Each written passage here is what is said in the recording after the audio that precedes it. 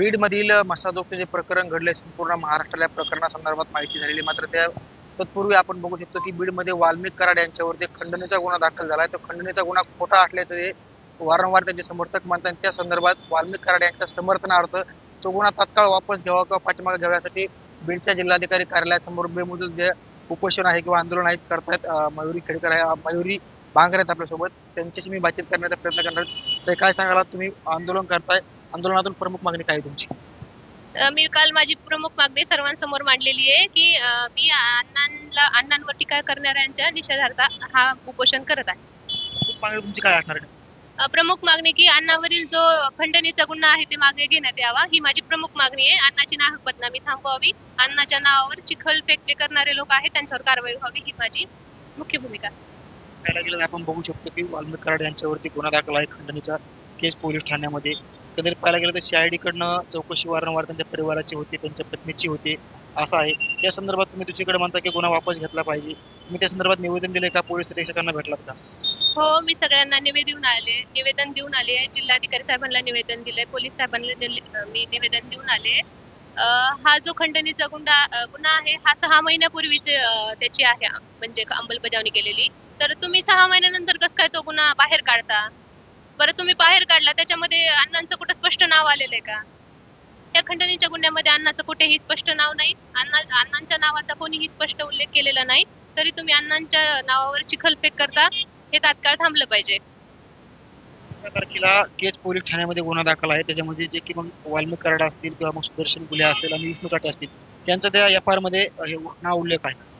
हे बघा, जर जगामध्ये कोणी कितीही गुन्हेगारी चाललेली आहे आणि तुम्ही जर त्याचे नातेवाईक असाल तर त्याचा असा अर्थ होत नाही, किंवा तुम्ही त्याचे सहकारी असाल तर त्याचा असा अर्थ होत नाही की तुम्ही त्या गुन्ह्यामध्ये सामील आहात. पाहायला गेलं तर आज तुम्ही या ठिकाणी वाल्मिक कराड यांच्यावर गुन्हा वापस घ्या म्हणतात. काही दिवसापूर्वी देखील आपण बघू शकतो की तुमची पत्नी असलेले की विजय बांगर आहेत, त्यांच्यावर देखील काही गुन्हे दाखल केले. मग 737 असेल, 354 असेल, पारिवारिक काही वादविवाद पाहायला मिळतो ताई. हिवाळी अधिवेशनापासूनचा जो संतोषदादा देशमुखच्या यांच्या मारेकऱ्यांना जो त्यांच्या विरोधात गुन्हा नोंद व्हावा ह्याच्यासाठी जी त्यांची प्रमुख मागणी होती, तर तुम्ही जेव्हा मीडिया समोर बोलताना संतोषदादा बद्दल जर 20 मिनिट बोलत असताल तर तुम्ही रामकृष्ण बांगर यांच्या वरचे जो आरोप आहे किंवा ज्या गोष्टी आहेत त्याच्याबद्दल तुम्ही बोलत होता. हे तुम्ही कसं काय बोलत होता? तुम्ही ह्याचा पूर्ण अभ्यास केलाय का? बांगर फॅमिलीने माझ्यावर खूप साऱ्या प्रमाणात अत्याचार केलेले आहेत. त्यांनी माझ्यावर खूप साऱ्या प्रमाणात अन्याय केलेला आहे. तुम्ही ह्याची दखलंदाजी घेतली का? तुम्ही माझ्याकडे आलात का? तुम्ही कसं काय मला विचारल्याशिवाय किंवा सखोल अभ्यास केल्याशिवाय किंवा ते प्रकरण खरंच खरं आहे का ह्याची संपूर्ण माहिती घेतल्याशिवाय तुम्ही कसं काय हे बोलू शकता? हे सगळे आरोपच आहेत, हे मागे घेण्यातच यावेत, ह्याच्यासाठीच मी बसलेली आहे. दुसरीकडे आपण आज आंदोलन उपोषण करतो, दुसरीकडे मंत्री धनंजय मुंडे यांच्या देखील राजीनाम्याची मागणी केली जाते. कितपत योग्य आहे? अण्णांना ग्राह्य धरून धनंजय मुंडे साहेबांच्या पदांवर गंडांतर आणण्याचे हे सगळे प्रयत्न आहेत. हे जे चक्रव्यूह रचलेलं आहे हे फक्त धनंजय मुंडे साहेबांना टार्गेट करूनच हे चक्रव्यूह रचलेलं गेलेलं आहे. ह्याचा फायदा ह्याचा तोटा मंत्रिपदाला व्हावा ह्याच्यासाठी हा सगळे प्रयत्न केले गेलेले आहेत.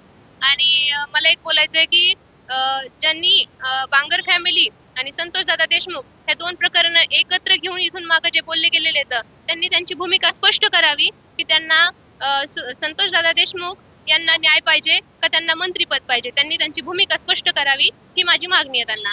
आणि जे आमदार साहेब आहेत त्यांनी आमच्या बांगर फॅमिलीचं नाव घेतलेलं आहे, ते माझी व्यथा ऐकून घेण्यासाठी इथे येतील का? मला सहानुभूती देतील का? मला न्याय देण्याचा प्रयत्न त्यांनी करावा, त्यांनी सहानुभूती मला द्यावी, ही माझी त्यांना मागणी आहे. मला विचारायचं आहे, बीडमध्ये एक मुकमोर्चा पार पडला आणि त्या मुकमोर्चाच्या दरम्यान देखील मग चंद्र आव्हाड असतील किंवा मग जे की संदीप क्षीरसागर असतील, जे की आपण बघू शकतो, त्यांनी असं म्हटलेलं आहे की बांगर फॅमिलीवरती 307 सारखे खोटे गुन्हे दाखल केले, 354 दाखल केले, त्या महिलावर देखील गुन्हे दाखल केले. काय घडले नेमके? त्या गुन्ह्याविरोधात न्यायालयांमध्ये तो गुन्हा सुरू आहे. समोर येईल त्यावेळेस आपण ते सामोरे जाणारच आहेत त्या गोष्टींना. तोपर्यंत तुम्ही वाट बघावी. काय घडलं होतं या संदर्भात? कारण वारंवार बांगर फॅमिलीचं नाव आमदार महोदय घेतलं जातं. जे प्रकार घडलेले आहेत ते तर खरे नाहीत, कारण ते म्हणजे तो आरोप करत आहेत की त्यांना संस्था लुबाडायच्या आहेत. तर ह्या प्रकरणामध्ये मी धनंजय मुंडे साहेबांकडे गेले होते, अण्णांच्या मार्फत गेले होते. अण्णा पण त्याच्यामध्ये होते. तर ते असा आरोप करत आहेत की बांगर यांच्या संस्था लुबाडायचा हा प्रयत्न करत आहेत. तर तसं नसून ते मला न्याय देण्याच्या भूमिकेमध्ये आहेत. त्यांचे काही आपापसात वादविवाद पण झालेले आहेत. पैशा पाण्याचे मॅटर असतील काही त्यांचे. त्याच्या हे सगळ्यातून हे उत्पन्न झालेलं आहे. त्याचा असा अर्थ नाही की एकीकडे तुम्ही वाल्मिक कराड यांच्या समर्थनार्थ बसताय, पुन्हा मागे घ्या म्हणताय, दुसरीकडे वाल्मिक कराड आणि जे काही तुमचे पती असलेले विजयसिंह बांगर यांच्यामध्ये वादविवाद पाहायला मिळाला आहे. कौटुंबिक वादामुळे तुम्हाला बसवलं गेलं असं देखील आरोप प्रत्यारोप होतो इथं. दोन्ही प्रकरण हे वेगळे वेगळे असले तरी पण आरोप एकाच माणसावर होतोय ना, आणि आमचं तेच मेन उद्दिष्ट आहे, ह्याच्यासाठी मी करते. एकंदरीत पाहायला गेलं तर वाल्मिक कराड यांच्यावरती 2 कोटी रुपये मागितल्या प्रकरणी केज पोलीस ठाण्यामध्ये गुन्हा दाखल आहे. आणि तो गुन्हा खोट्या असल्याचं देखील विजयसिंह बांगर यांच्या पत्नी ज्या आहेत त्या मयुरी बांगर यांनी म्हटलेलं आहे की तात्काळ वापस घ्यावा. आणि आमचे कौटुंबिक जरी वाद असले तरी इथल्या आमदार महोदयांनी माझ्या व्यथा मांडल्या ऐकल्यात का, माझ्यापर्यंत ते आलेत का, माझ्या व्यथा ते ऐकून घेतील का, असं देखील त्या ठिकाणी त्यांनी अपेक्षा व्यक्त केलेली आहे. त्यांनी माझ्यापाशी येऊन माझ्या व्यथा ऐकाव्यात, मगच आरोप प्रत्यारोप करावा असं देखील त्यांनी म्हटलेलं आहे. मात्र वाल्मिक कराड यांच्यावरील 2 कोटी रुपयाचा खंडणीचा गुन्हा जे आहे ते तात्काळ वापस घ्यावा या ठिकाणी ते आंदोलन करतात. मुंबईत योगेश काशीद, बीड.